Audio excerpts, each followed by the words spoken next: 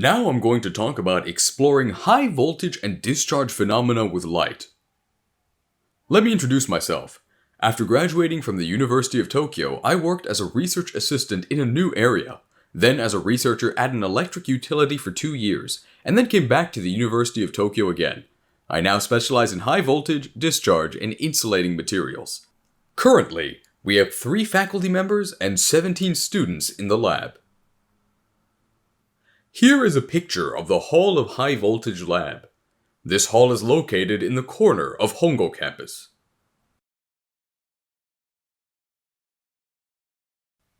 My research area covers high voltage, electrical discharge, and insulating material. As for applications to society, it is largely related to electric power networks. Under the ongoing social trend toward carbon neutrality, electric power networks are undergoing a major transformation. What this means is that renewable power sources, such as solar power and large-scale offshore wind farms, are now connected to the power networks in large numbers. The nature of this power source is different from that of conventional power sources. We have to figure out how to transport them to places where electricity is used. In short, it wouldn't be enough to only generate solar power. We need to develop technologies to transport electricity to users. I have listed here some technical issues related to power transmission equipment. These are some of the topics related to high voltage technology that I research. Here is a picture I have put together from the perspective of how these are being addressed in our lab. The objective is to come up with a power system that can achieve carbon neutrality. But to do that, we need to think about the hardware, the equipment that makes up the power system. And what is important in the hardware is the insulation technology and the interruption technology. So you might wonder what they are, but insulation technology is a technology that allows electricity to flow only where and when you want it to flow. In other words, it is the technology to prevent that unwanted electrical discharge from happening. Interruption technology is a technology that cuts off the electric current. In other words, it is a technology that prevents electricity from flowing when it should not, and cuts off electricity when it should. Both insulation and interruption are technologies to prevent electrical discharges from occurring, or to cut off the discharge when it is occurring. And in order to control the discharge well, it is necessary to know your enemy. Knowing your enemy well means that basic research is also needed, such as measurement technologies to know what is happening in the discharge, what materials are less likely to discharge, and how to develop such materials. I am mainly engaged in this kind of basic research, and I am also involved in a variety of research directly related to electric power equipment, such as insulation and interruption.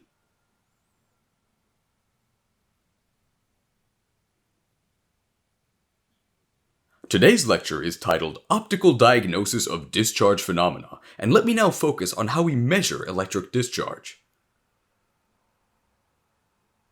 In order to control the discharge, we still need to observe what is happening in the discharge. What we want to find out is the physical quantities of electric field distribution and the state of the electrons and neutral ions that make up the discharge. Then there is the speed at which those electrons and neutral particle ions are flying, and the temperature of the liquid. We want to find out the temperature of each density. We all want to know what is happening when the discharge is occurring, and while it is connected and sparking. We also want to know how and when it sparks. However, it is very difficult to measure the inside of the discharge. This is because when a sensor is inserted, the discharge gets disturbed and turns discharge into a status where the sensor is inserted. So what kind of tool should we use to measure it? The most convenient tool is light. We can use laser or other light, but we want to observe a light that is emitted from a discharge. So what we did was to use a light and an unconventional tool to successfully measure it. I've been developing optical sensors for a long time. Today I would like to introduce 3 of them. Field measurement, electron density measurement, and measurement of temperature distribution of arc discharge.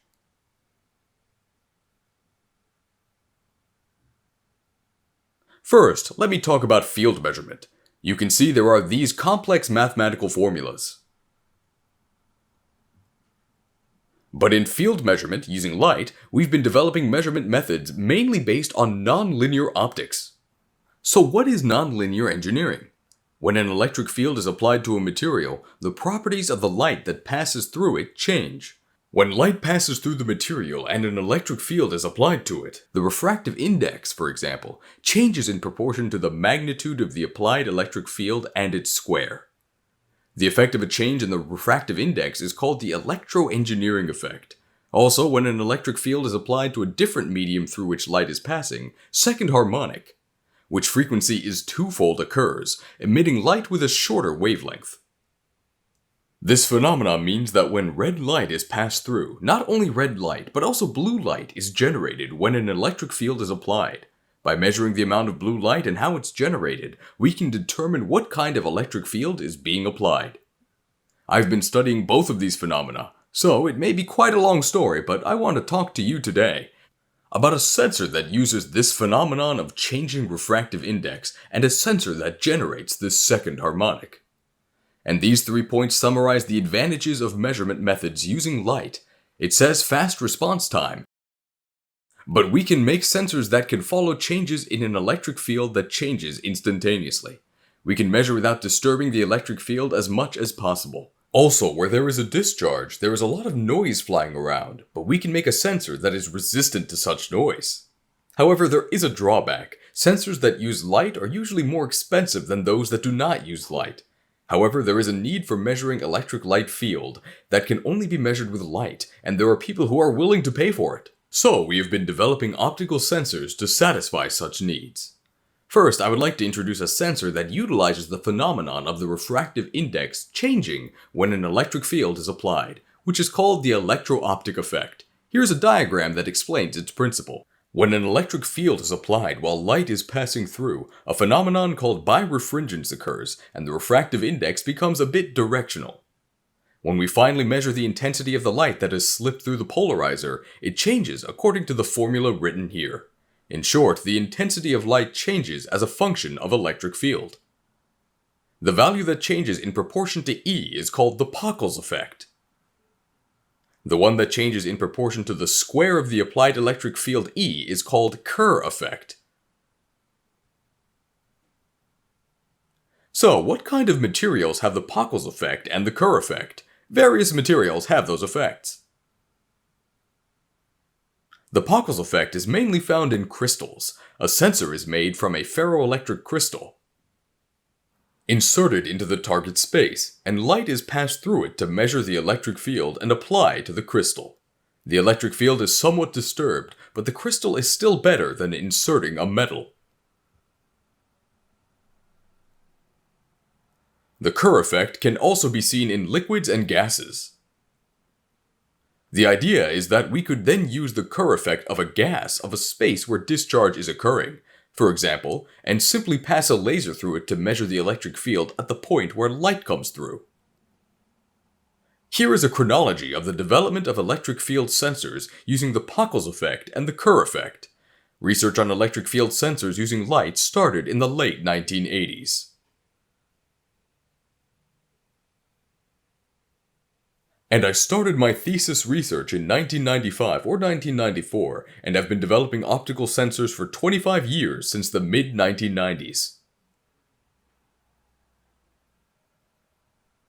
I've covered a lot of themes in my research career, but the 2 main ones that I focused on were the development of Pockels sensor, which inserts a crystal into the object we want to measure, and another one is the sensor that uses the Kerr effect of the medium itself to measure electric field at the point through which a laser beam passes, simply by using the properties of the medium itself.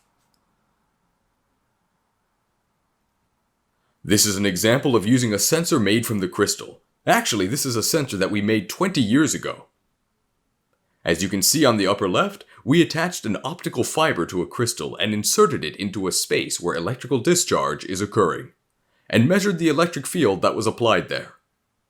As I said before, the state of discharge changes when a sensor is inserted into the space. But we came up with this sensor simply because it's definitely better than sticking a metal object into the space. Even so, the sensor can be used to measure a variety of discharges. Also, because it is quite handy to use, this sensor, which was made 20 years ago, is still in use today. Over the next 20 years, we made various improvements. We have improved the sensitivity and noise level, and improved the time response so that we can take faster frequencies and lower frequencies. We've also developed a sensor that can withstand high voltages, since it can be used to measure the maximum value of electric field and voltage.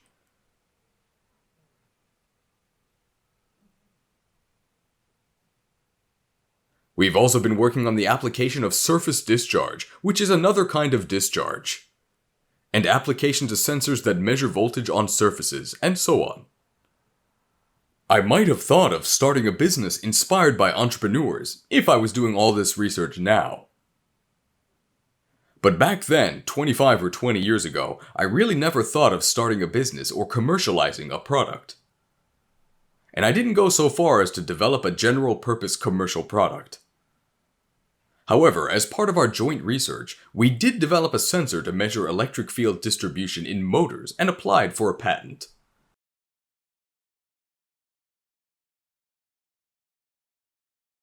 And as the technology was commercialized into a product, the rules and standards that define the specifications of the product becomes important.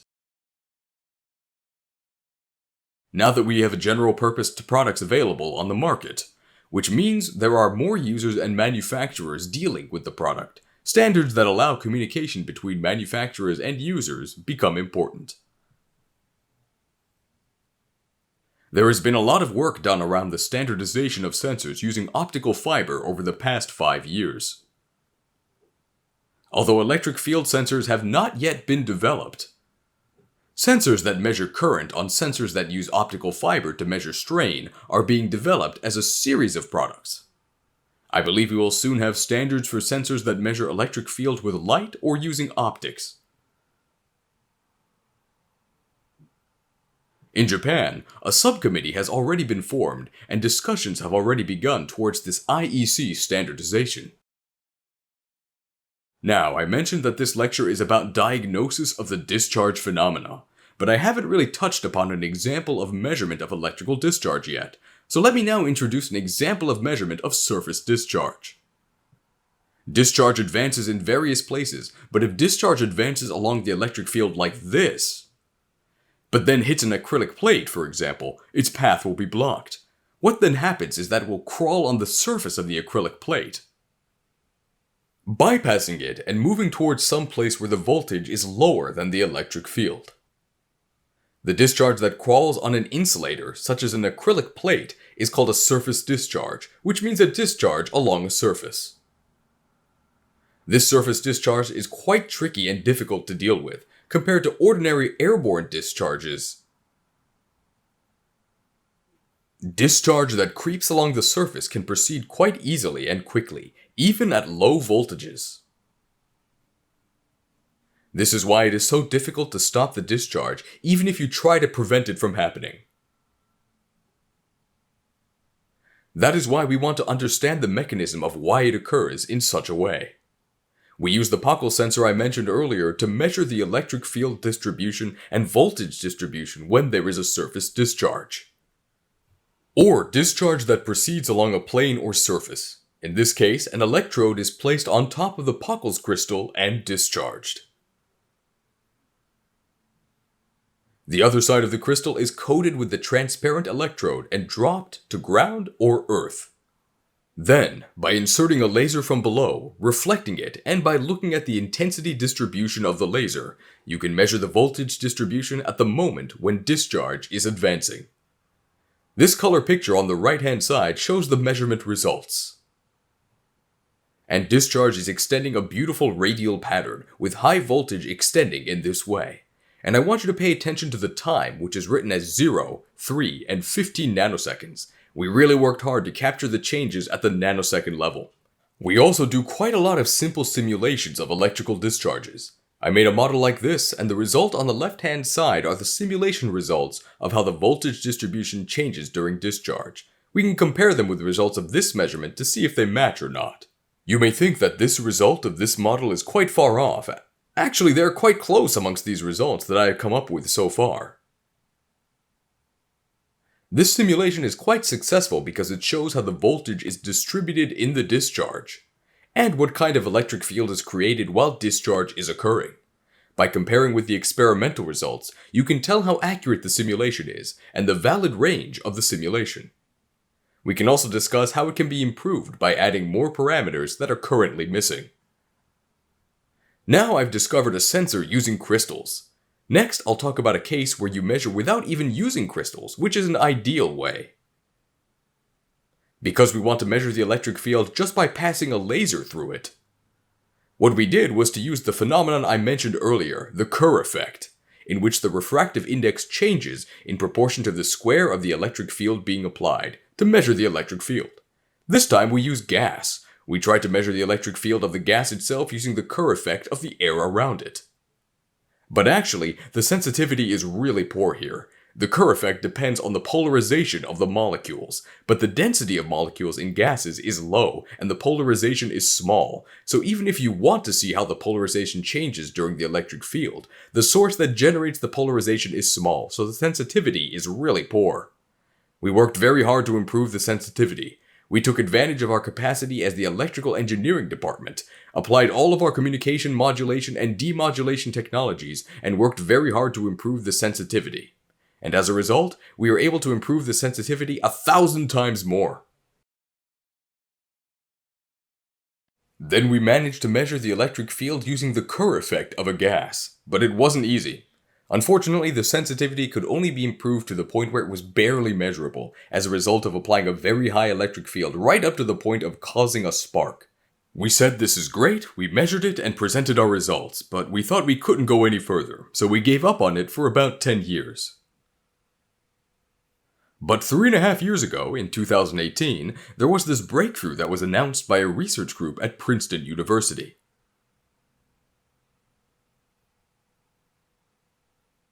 It is a method for measuring electric field using the second harmonic generation, or electric field induced second harmonic generation, EFISH-G as I mentioned earlier. This also uses nonlinear optical effects, but the principle is different from the previous one. In a nutshell, when an electric field is applied to a red light, a blue light comes out. The magnitude of the electric field or electric field vector of this blue light or second harmonic is proportional to the square of the magnitude of the electric field of the incident light that you are putting in and the electric field that you apply. So it is proportional to the square of the electric field of the light.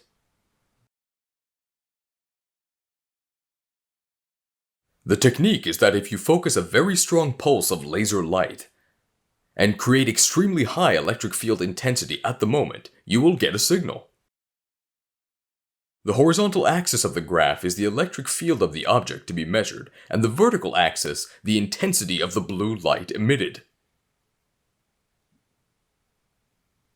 It was published in a paper in 2017, and I heard this presentation at a conference in 2018. And I thought it was very interesting, so I should buy or maybe borrow a larger laser and try it out. I was dreaming a lot in my mind, like, oh, I should try that spatial resolution, or I should measure in 3 dimensions as well, and so forth. And I thought I could try out a lot of different ideas with this, so I started to follow up on this around 2018, and then started to expand on it. We tried many different things, and what we found out was that when you converge and increase the light intensely, the electric field of the beam becomes extremely strong, and a large quantity of blue light will come out. So I thought, why not measure this, and that was a very bold approximation. But the blue light is emitted even before it is concentrated, and you cannot ignore the impact at all. So that became a part of one of the topics of my research. When you apply laser beam, the blue light is emitted through the light path. We need to think about how to carve them out. So we could observe the electric field that we want to see, and we came up with the inverse calculation program, which we are still working on.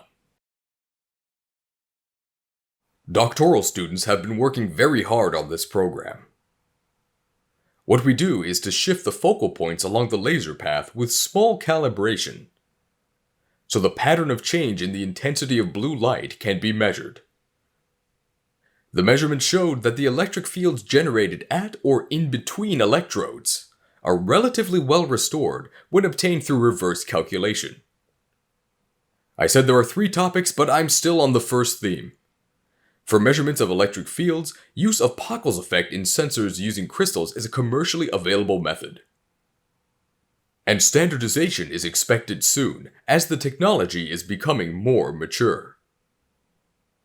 Now, the most ideal method for us in this field of electric field sensing is to pass laser lights through electric discharge space. At first, we tried measurement based on Kerr effect, but we failed because sensitivity level was too low. More recently, we are using the electric field-induced second harmonic generation method, and we see some prospects, but the technology is still in development, so how far its performance level can be enhanced, we are looking forward to finding out. I now move on to the second point, and this is the topic of electron density measurement within arc discharge.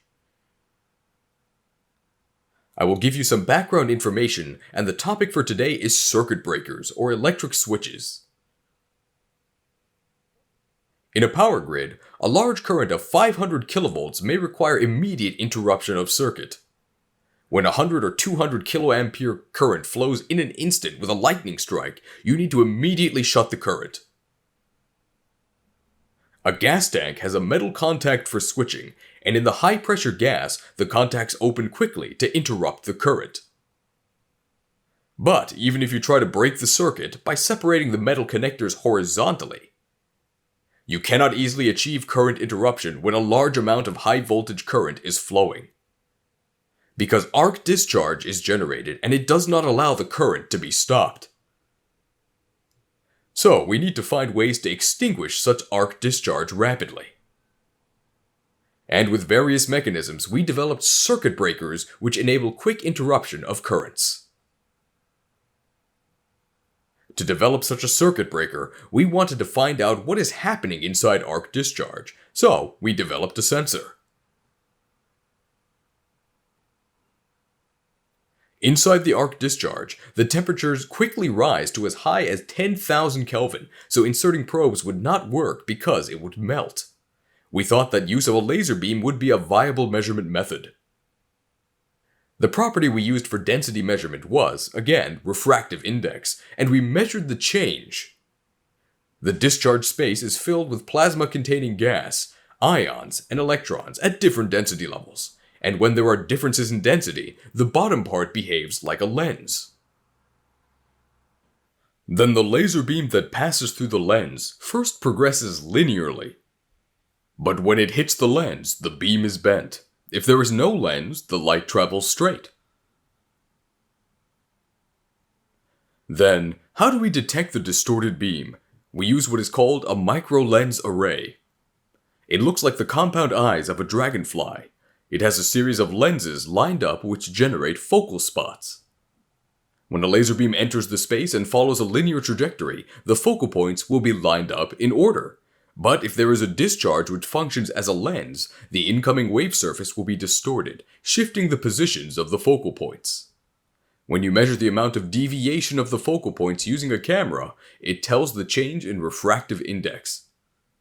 In other words, the quantity of various particles in this area, which cause changes in refractive index. The figure shows the two-dimensional setup. Laser beam passes through plasma, beyond which the microlens array is placed, so that the deviation of the focal spots can be captured by a camera.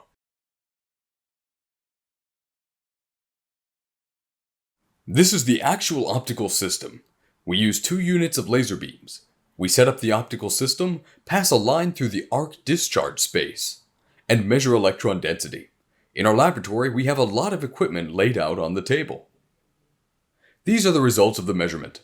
The black bars represent electrodes. Arc discharge is generated in between electrodes. The smaller pictures below are the images of the arc discharge light photographed with a regular camera. The upper images show the result of measurement, converted to demonstrate the distribution of electrons by processing the obtained data. As you can see, the space in between is uninterrupted because the arc discharge channel is filled with electrons. SF6 gas is often used in circuit breakers, and we blasted the gas into the system. Then, electrons disappeared, there was no more diffusion, and the current was clearly disconnected. The picture on the left is the image of arc discharge without a gas blast. The right image is with a gas blast from below, and it shows how arc discharge is interrupted. This is how we can quantitatively measure electrons in arc discharge, which is something we could not measure before.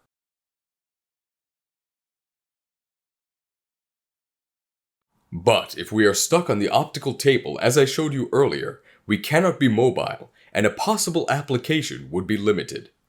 So we wanted to develop a measurement system that is more compact and portable, and right now we are collaborating with various research institutions to develop a portable device that can be carried around to various locations. You may be wondering what the system could be used for. Our goal is to help improve switch performances in circuit breakers in power grids. As I said before, the power system is changing, and now solar power as well as wind power generation will increase in usage. Then, the need for direct current will increase. However, no effective circuit breakers for direct current have been developed yet. Finding ways to interrupt direct current is a hot topic of research among electric appliance manufacturers and researchers around the world. We are hoping that the data we measure may become useful in finding ways to shut direct current. Lastly, I'd like to talk about the measurement of arc temperature. What we use now is emission spectrometry, which is very simple in principle. When there is arc discharge, we look at the spectrum of light and measure the quantity of light, and by obtaining the ratio, we would be able to measure the temperature of that area. This is a very old method, and you can find this in textbooks. We have decided to go for an air circuit breaker. This is another type of switch, often used in railway vehicles. And this is what we have decided to look at to observe arc phenomenon. On the right you find, although the video is not working right now, on the right you can see the contacts, and usually they are closed tight. When you want to cut the current, the contacts are rotated and opened, and in between contacts, arc is generated. Then the electric current, which is represented in the orange color, flows into the direction of the arrow. Because of the current, magnetic field B is generated, and arc is affected by the Lorentz force. Therefore, arc is forced to shift to the left because of the force it generates on its own. So, there is arc discharge, but by utilizing the Lorentz force, it shifts more and more towards the left, and eventually, it reaches the arc splitter plate. And arc is pressed onto this iron plate. Arc is pressed on, broken into pieces, and the current is interrupted. This is a very primitive way, but this is how air circuit breakers are designed and used everywhere. Now, here is an example of what we did in our laboratory. The contact's open arc is generated, and it jumps to the left because of Lorentz force. But it does not flow very smoothly. The behavior is somewhat strange. We decided to do this work because we wondered why the motion is not smooth. We wanted to know the reasons for their irregularity. And we thought perhaps we should start by measuring the temperature to find out why it becomes so hot as to melt electrodes. This is what we wanted to find out.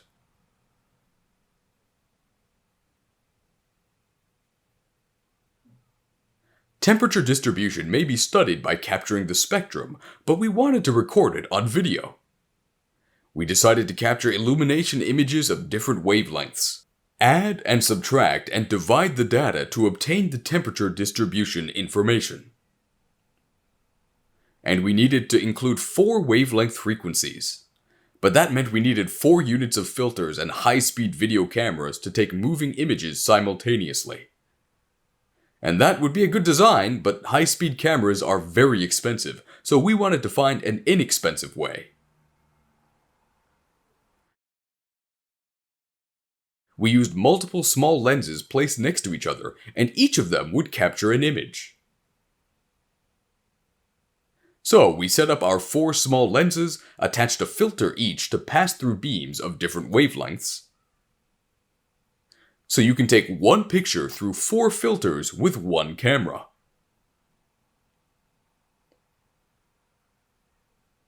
So we captured 4 images at the same time with one high-speed video camera, as you can see at the bottom of the slide.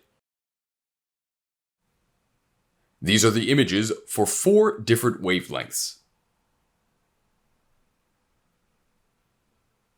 By doing so, you can add and subtract the data of different wavelengths and obtain temperature distribution. Only one camera was needed, therefore this was a very inexpensive method.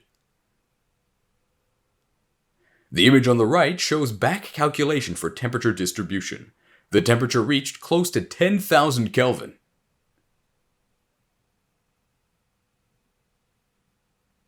Now the video is finally working, and you can see the changes in temperature distribution.